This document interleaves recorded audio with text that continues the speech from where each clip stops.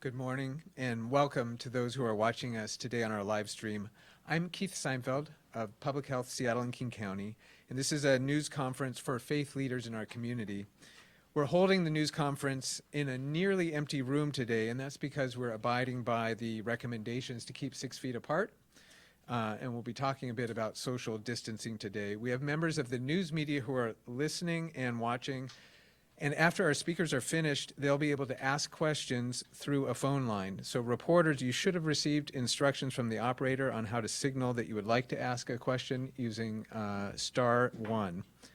We're fortunate to have a sign language interpreter joining us as well. And before we get going, I'm going to invite Sharon Bogan of Public Health to step forward with an acknowledgement.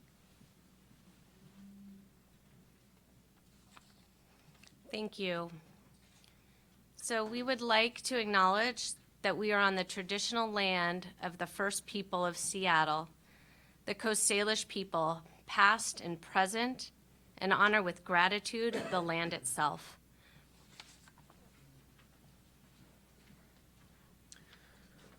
So our plan today is we'll be hearing from our county executive, from the director of public health, Seattle and King County, and 4 representatives from faith communities here in the King County and Seattle area. We also have one of our speakers joining us by phone, and that is our first speaker, King County Executive Dow Constantine. And if all the technology here works just perfectly, he's ready now and will be joining us on the speakerphone. Mr. Constantine, it's all yours. Well, thank you, and thank you for joining us today. Are we coming through loud and clear? You are. Sounds yes. Good. Excellent.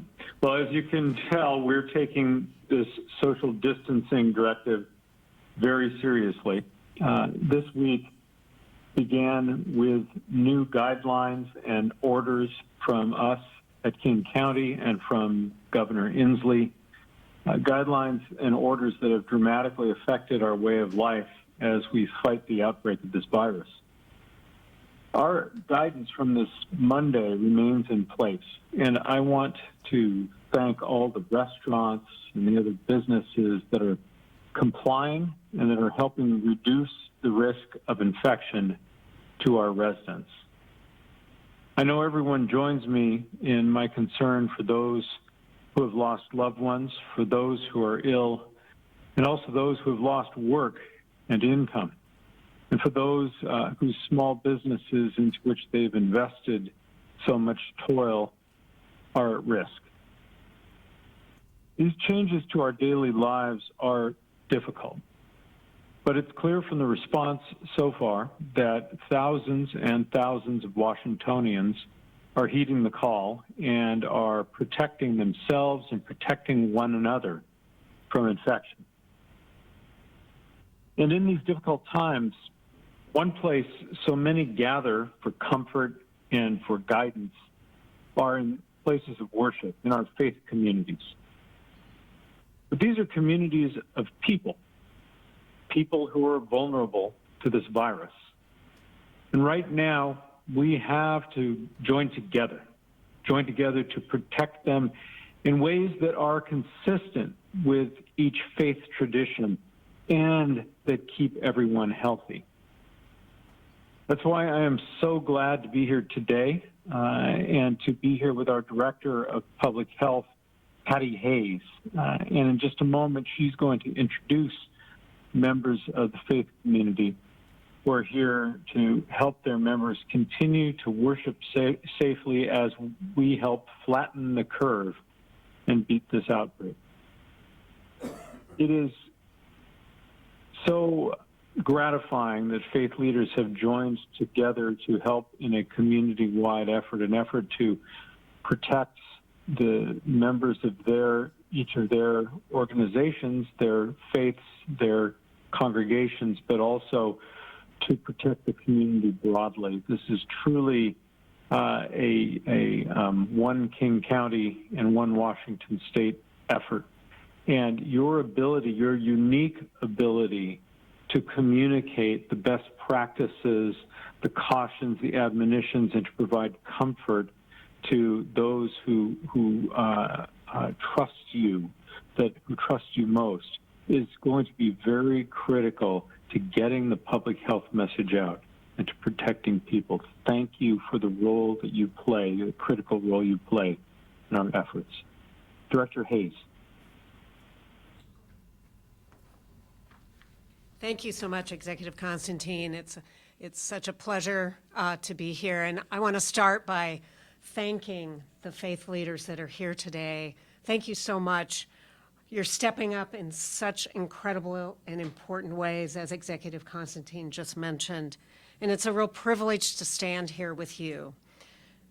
You know, these are unprecedented times. We've not had a pandemic for over 100 years.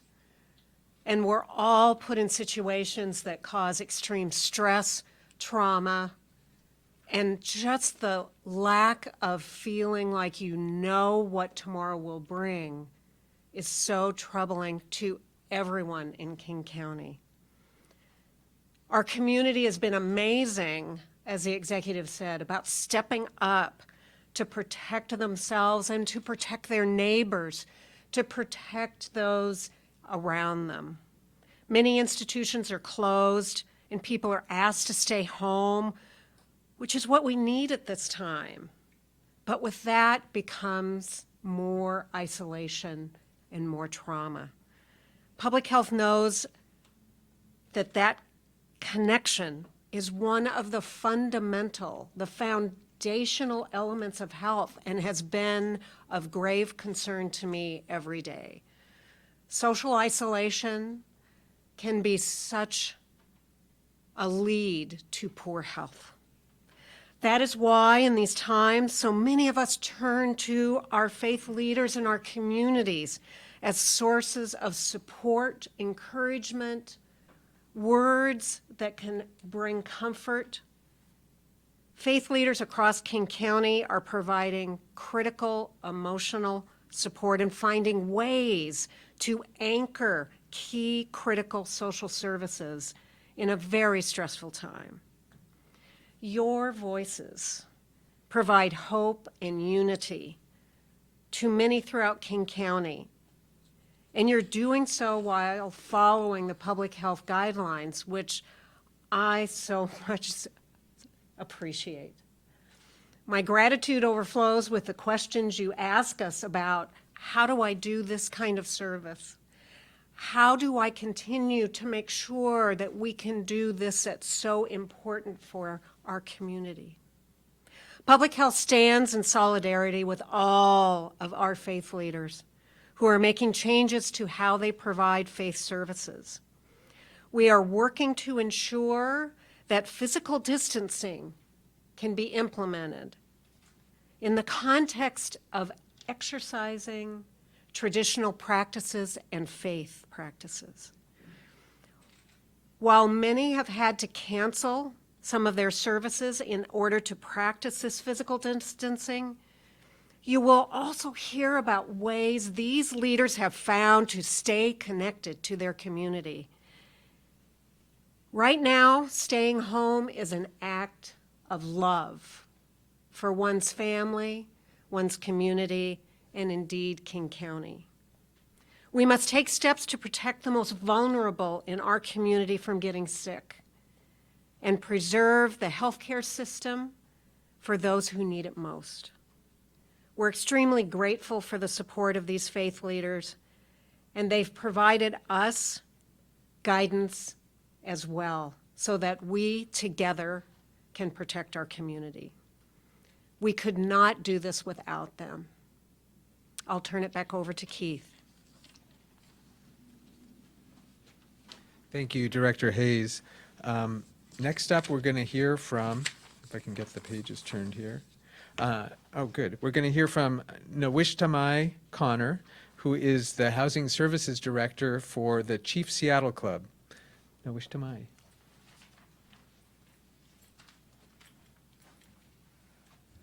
Okay, nestune taniku nawishtamai. Itamax konotoni. Shakmaiski mianamu nawishtamai. I'm Yakima Blackfeet. I just said good morning and welcome. My name is Nawishtamai Connor. I'm the Housing Services Director over at Chief Seattle Club. One of the things that I've noticed, when this first came out was us meeting as a community. Like, what can we be doing for our people? Like, what do we see out there? Like, who does this affect? And when we think about that, we think about historical pandemics that happened to our communities and what they did in those instances and what we've heard from our ancestors. So we try to get ahead of this with our own traditional medicines, and we're still doing that today. At the front door of Chief Seattle Club, we're still open. We still want our community to know that we're here for them, that we're worried about them, and we want to help them, and that they are a member of our family. So when we think about this, we think about, bringing in traditional medicines to help heal this. At the door, you have to wash your hands to get in, and we'll ask them, how are you feeling today? Have you been coughing? Do you have any symptoms? Do you need anything? Have you been around anybody who's had these symptoms of coronavirus? And it's really human focused when we're talking to people, because they are humans. Everybody that we're interacting with are humans. And when I think of that, I always think of like the traditional teas that we used to drink to heal us. And when this came out, the first thing I did was think about my grandmothers. What did they do? Like, what teas did they drink for sickness? Because this illness right now, it affects the elders. And, at Chief Seattle Club, we meet on this daily. We talk about this daily, like what could we be doing differently? And right now, we're working with hotels to try and figure out our vulnerable elders, talking with them, seeing what medically, that if they have any medical conditions, how can we help them? Where can we set them up? Do they need to be closer to their doctor? All of those things so we can get them in there. And, we've been blessed to have people who've donated to the cause so we could put people in hotels. And that was something I was doing this morning before I came here was, interacting with our community. And we're still trying to keep a social distance as well. So we're even in our lunchroom, we're putting the chairs away from each other and informing our community, like, this is serious, and we need to wash our hands continuously. We need to watch out for each other and, take care of each other. And that's the main thing. We have somebody from the community donating medicines that we can spray on our face that has pine and sage and all those medicines that we used to use that kills bacteria. So we're using those. We're using traditional teas. We're washing our hands in the front. We're doing social distancing, and we're also thinking about our homeless elders. We're thinking about our homeless families. We're connecting throughout the Native communities and all other communities, trying to figure out how we can help them, because the impact of this is we think about the homeless population in the aspect of like, what could we be doing for them? Because you don't hear a lot about, what's going to happen to the homeless community within this quarantine. And that's something that we've been impacted with and we're trying to help with on a daily basis.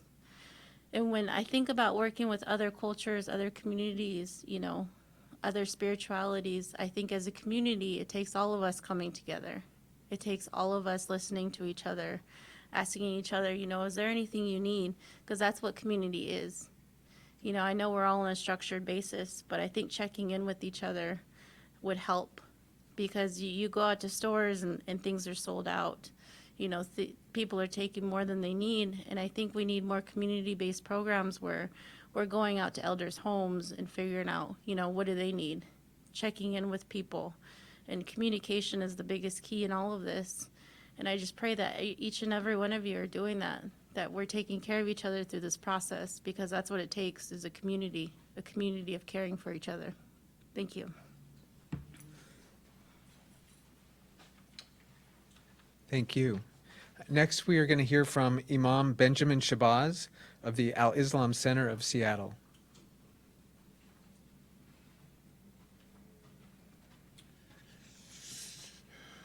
Thank you.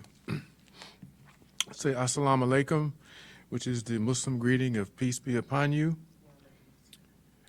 And I want to give a special thanks to our hosts for this opportunity of bringing the faith communities together to share. One of the things that we try to do is to focus on our elders And along with what the previous speaker talked about, this is a special concern because they're one of the most vulnerable. So we do phone contacts, going by, bringing them food, and giving them encouragement through speaking to them, a comforting word. Limiting public functions to the prescribed and mandatory levels. This has been an issue, especially in our community, the Muslim community, because community activities are very special, especially the Friday prayer service. And a lot of people were reluctant to give this up because this is the one time during the week that you see your brothers and sisters that you haven't seen all week. So as a Muslim, we try to give a reference to why we tell people the things that we tell them. And one of the common phrases that we always hear is believe in God, believe in Allah, but tie your camel. So where did this come from? Where did this ever come from? Well, there was a time when the believers would be so anxious to make their prayers on time. And when they would see the sun at a certain time or get around a gathering, they would just jump off their mounts and go run and make their prayer. Then they would come back and the camel would be gone. So our prophet, peace be upon him, told them, believe in Allah, but tie your camel. Now, this might seem rather simple, but the reality is that when the people would leave their camels untied, the camels would wander away, and sometimes the people would be left to die out in the desert. So it was a very serious issue, and the advice was very serious.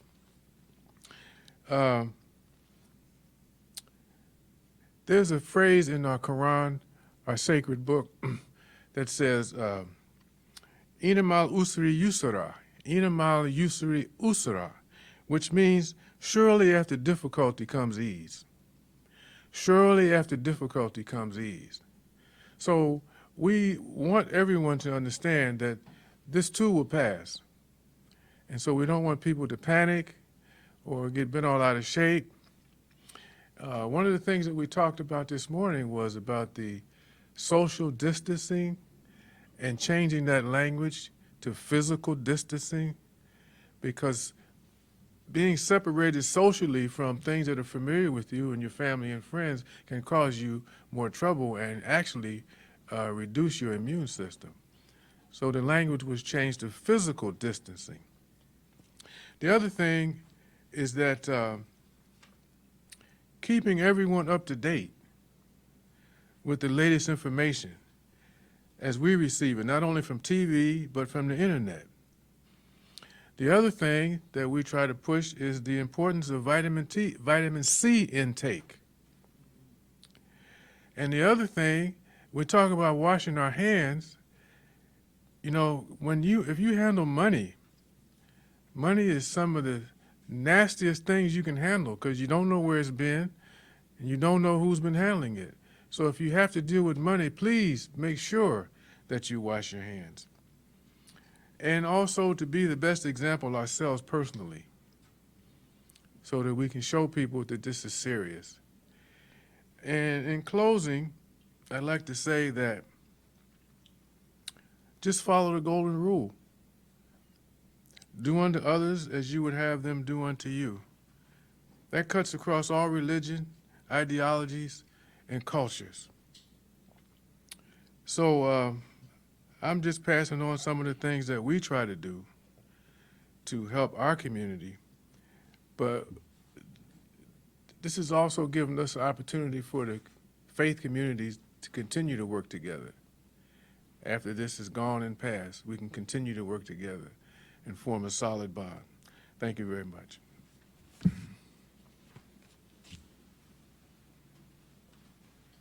Thank you. Next up, we're going to hear from Rabbi Rachel Nussbaum of the Kavanah Cooperative here in Seattle.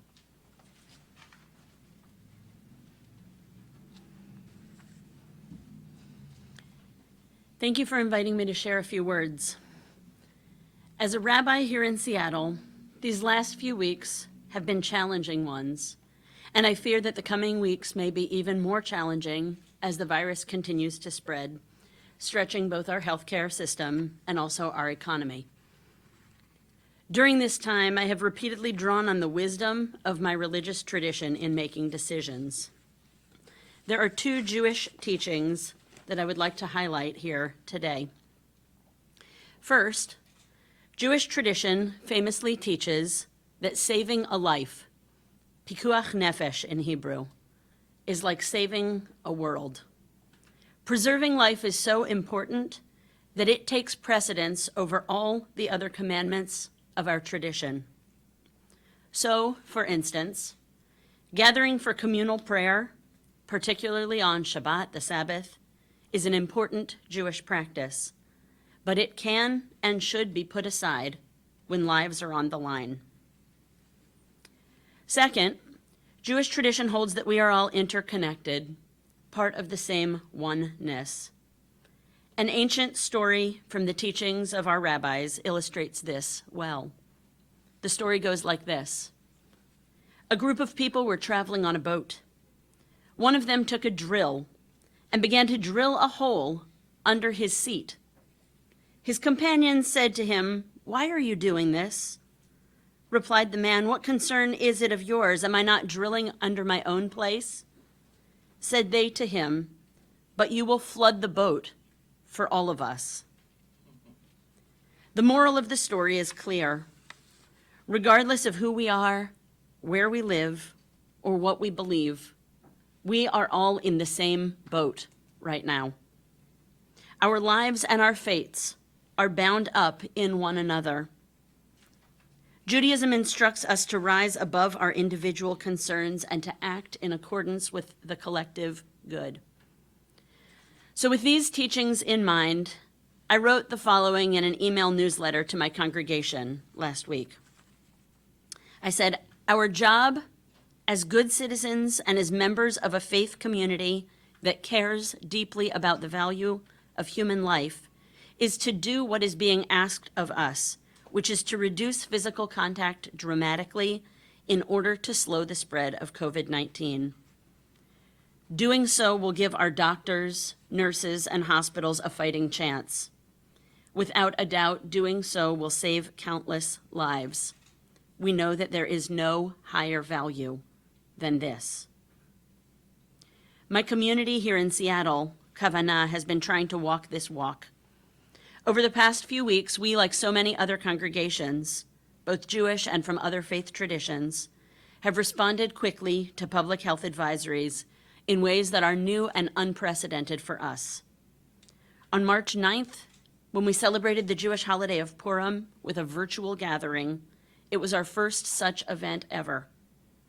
Since then, we have canceled all in-person gatherings and all in-person meetings.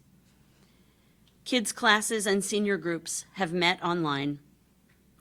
We've emailed out videos of Sabbath services. We've held a parenting workshop by webinar, convened a virtual singing circle, and even a virtual board meeting. All staff is working from home. We are using phone and email to reach out to members of our community for pastoral care. Healthy members of our community are signing up to drop off care packages on the doorsteps of others who work on the front lines of our healthcare system or who are self-quarantining. While the call from public health is to maintain physical distance right now, as a religious community, we will strive to counteract the loneliness that could come from such an order by maintaining emotional closeness and spiritual closeness. We will need these deep connections to help us through the challenging days ahead. Thank you. Thank you. And next up, we're going to hear from Reverend Dr. Kelly Brown of the Plymouth Church Seattle United Church of Christ.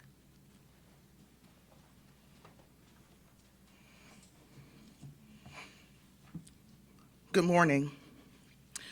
Friends, this is an unprecedented time for us And in response to the COVID-19 disease, Plymouth Church Seattle UCC has been following closely the recommendations of King County Public Health Department, the City of Seattle, and the Washington State recommendations. Plymouth Church Seattle is promoting and implementing physical distancing, which has been proven to reduce and arrest the spread of the virus. As a church, we seek to set the tone for other churches. And we are a church that is a part of the epicenter nationally, so we believe it is important for us to do so. I believe that we should have an abundance of caution to engage with one another. And physical distancing, in my opinion, is faithful, compassionate, and doing good church. Doing so is lifting up the least among us and taking life seriously, valuing life above everything else. We can be community while also promoting safety. Science is not the enemy of religion or spirituality. In fact, it makes us smart and faithful. For the months of March and April, there will be no worship in person at Plymouth on Sundays. On Sundays, until we are told otherwise, worship will be held virtually and can be accessed online at plymouthchurchseattle.org. We are committed to be the church, and we have always known that the church has never been about brick and mortar, but about commitment to God and Jesus Christ, no matter the circumstances. We are scattered, and we are one. Love, compassion, and hope should be our common currency. Each of us must care for one another during this time by checking in on those who are elderly, who are differently and disabled, who are immune compromised, by phone or written correspondence. We're asking our members and others to be willing to run errands for those who are unable to go out at this time while taking care not to pass on infection or become a vector. Advocate safety measures for those who are incarcerated in our state and in our city, to include considering release for them. We're asking for safe housing for those who are unhoused and ways to clean. We are asking for compassion for those who are living in encampments, and compassion for artists, musicians, and others who rely on gigs to pay the rent and to live. We're asking to show compassion again for those medical professionals who are working overtime, putting themselves at risk to help us all. For retail workers and those at grocery stores who don't have sick time, but care for us by being there. We're asking for you to lift up those who have no time off, for small business owners who have been impacted, and for all of those who are under the shadow of environmental racism and are at threat due to racist dog whistles. Through Zoom online platform, through YouTube, social media, Plymouth is continuing to be the church. We're worshiping together every Sunday, sharing daily words of encouragement with one another. We're watching movies together. Thank you, Netflix. We're reading children's books for our children online. We're even eating meals together. We're making masks with our sewing machines and by hand to deliver to the Children's Hospital and other places. So in the meantime, despite the anxiety of this virus and the fear that has happened as a result of it, we are responding as best we can, relying on the words from 2 Timothy that remind us, God has not given us the spirit of fear, but power and of love and a sound mind. Together we are saying, do not be afraid, but we're also saying that these are scary times. So if you are afraid, reach out, even if by phone, to assure someone that they are not alone. While we distance physically, may we be bound together, no matter our faith, and know that love is even our faith in these moments. Despite our faith, our identity, our orientation, or even because of these things, our ability our cognitive and physical ability, our race and ethnicity. We can get through this, my friends. And when it's over, we will grieve together, we will hug one another, and we will close the distance and weave together the tapestry of the beloved community. My folks used to say, trouble don't last always, and we will meet on the other side. So let us pray for those who are impacted by COVID-19, by those who have passed away as a result of it, and may God be with us all as we continue to watch things unfold.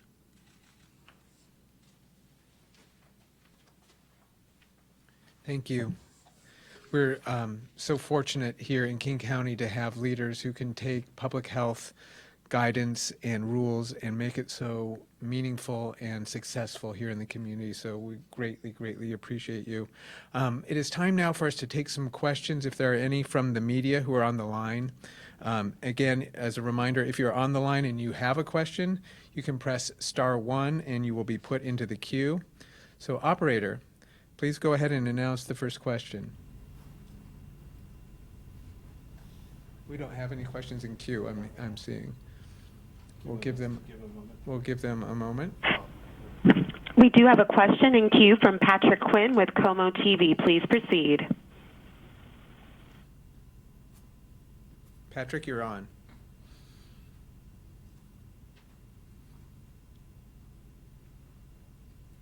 Hello, Can you hear Patrick. me? Your line is open. Yes, we can hear you now. Is the county executive still in the room? Did he?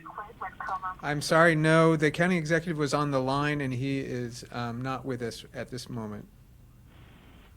Stepped out. Okay.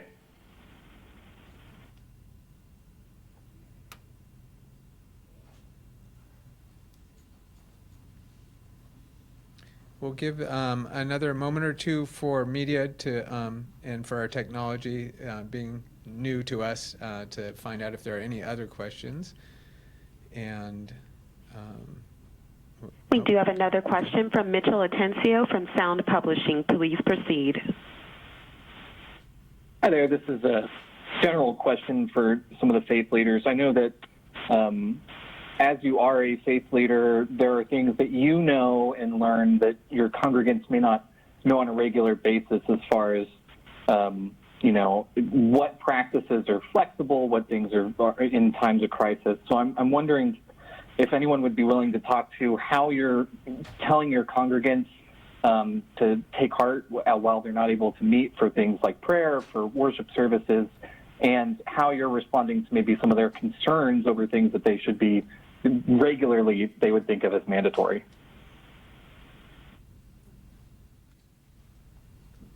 any of us? Dr. Brown? I'll share. I am grateful that most of our community is tech savvy, and so many of them have the best information. However, Plymouth is very privileged to have a staff which is a care team. So we have a community nurse who is sharing information all the time. We also have a care team that is involved and connected to our community by way of phone, by way of emails, sending out cards and correspondence. So we are consistently in contact with our community. We think it's very important that folks know that we are being flexible and we are building this plane as we fly. And so we want to make sure that they know they can be in touch with us and that there is someone there who will respond if there is a need. So basically, we are trying to do our best to maintain community by way of the gifts of telephone and online platforms so that we can share the best information and to let them know that we are praying together. As I said, I am offering words of encouragement and other clergy folks from our church daily so that we can be in touch and they know that there's an opportunity for them to remain the body of God together.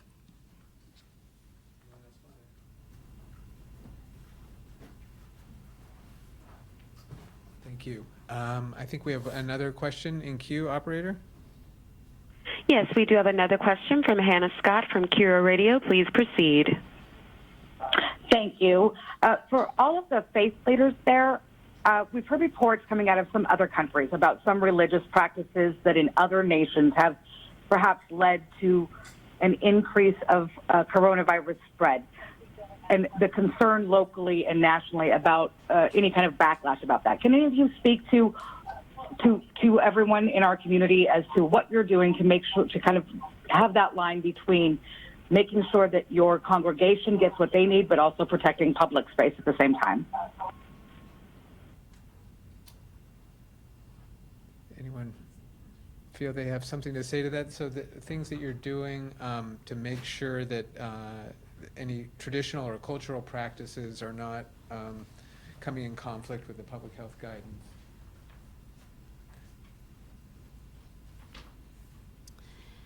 This is Rabbi Rachel Nussbaum again. The word unprecedented has been used so many times today, and what I've seen over the last week or two is actually the suspension of practices in a way that has never happened before during any of our lifetimes, certainly in the last century. So, for example, in the Jewish community, I can tell you that prayer usually requires a prayer quorum, a minyan of at least 10 adults being together, and right now gatherings that are larger than 50 are not allowed, and any gatherings really are not encouraged. And what I've watched is that every Jewish community here in Seattle, even the most traditional among them, have actually restricted those gatherings and discourage not only people from coming together in synagogues, but actually also discourage people from gathering in their homes, discourage people from gathering for meals for the Sabbath. So that's something that's really new. There are still questions that are out there that remain to be answered, and I think we're trying to learn as best we can from situations in other communities around the world. One example that has come up is care for the dead. There are many religions, Judaism being one of them, that have traditional practices around the washing and dressing of bodies and burial, and it's not totally clear how to do those safely. So I think everyone is proceeding with caution and trying to err on the side of maximal distance and maximal caution right now. So I'm seeing that Seattle is doing a pretty good job compared to other communities.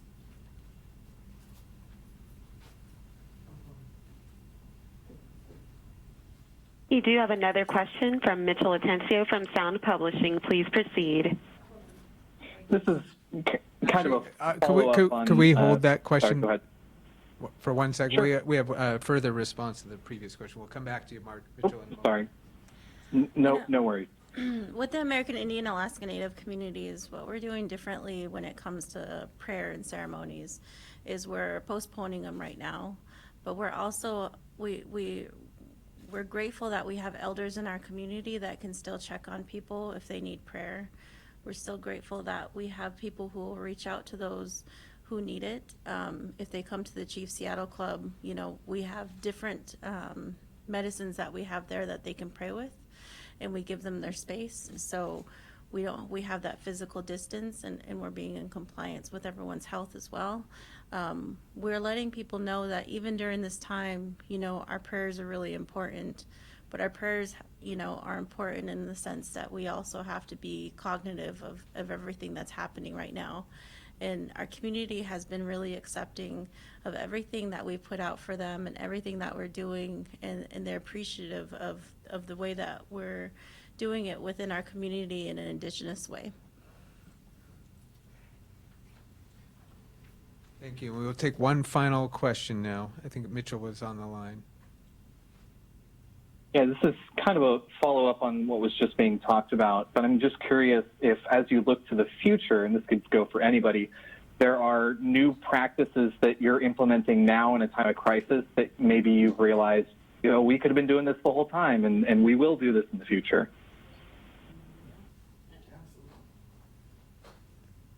Would you like to?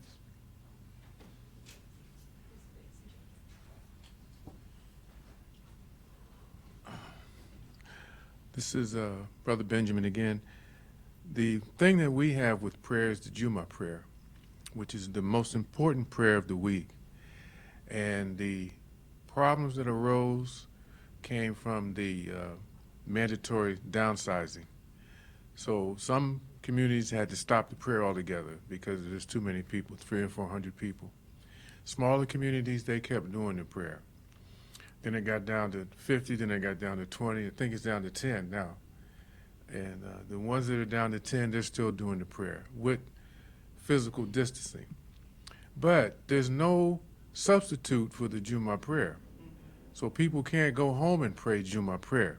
But what they do is they pray the regular noon prayer, which is 4 units of prayer, 4 units of prostration. They go home and they pray the regular noon prayer. But there's no substitute for the Juma prayer. And unfortunately, we had to remind people that our prophet, who was the central figure, has told us that one learned Muslim is harder on the devil than 10,000 ignorant worshipers. So it's language like that that shocks people back into reality. So I'll leave it at that.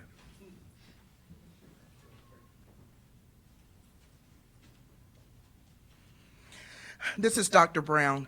In terms of what we're learning, just to put a little bit of levity in the room, we're learning how many meetings could be emails, right? I have met more times this week via GoToMeeting and Zoom teleconference or online conferencing than I have in my life.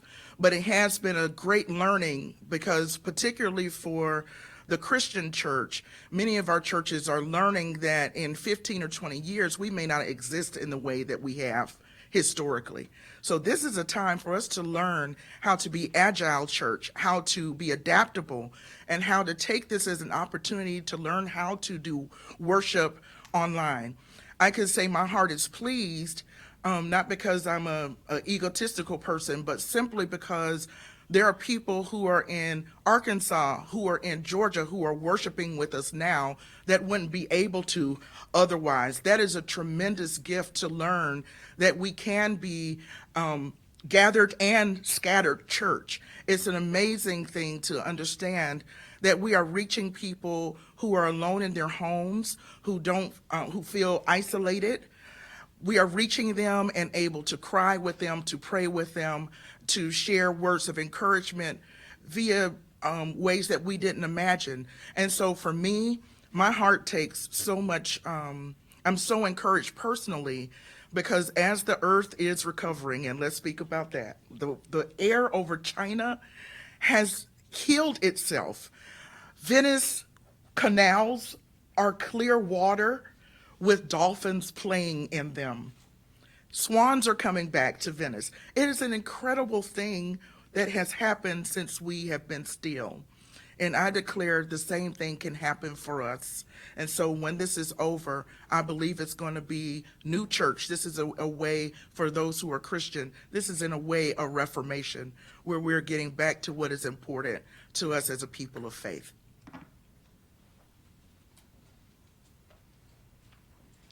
Thank you all. We are out of time. We so much appreciate the leaders who have joined with us today in solidarity and with offering support for our community. Thank you all.